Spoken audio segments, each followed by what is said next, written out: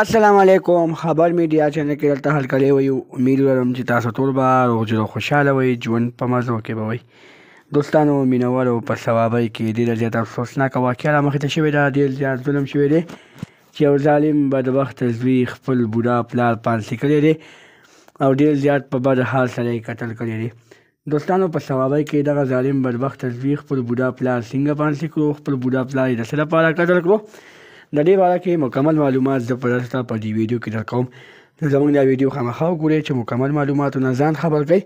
دغه رنګې نورو معلوماتي ویډیوګانو لپاره زموږ خبر میډیا چینل سبسکرایب کړئ. تلنشان اوس خامخا ووهئ.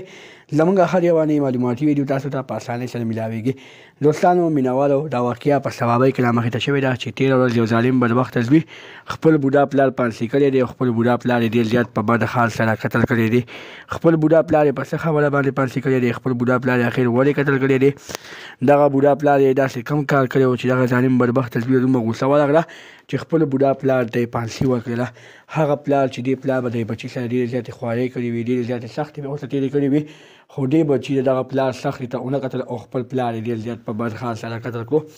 دوستانو مسلمانانو الله تعالی دې موږ تاسو ته داسې توفیق نه راکوي چې موږ په خپلو میندو په خپل پلانو باندې داسې قسمه حرکت وکړو. دغه رنګې نورو معلوماتي ویډیوګانو لپاره زموږ خبر میډیا چینل سبسکرایب کړئ. انشاءالله خامخا وخت زموږ هر یوانې معلوماتي ویډیو تاسو ته په اسانۍ سره میلاویږي. والسلام.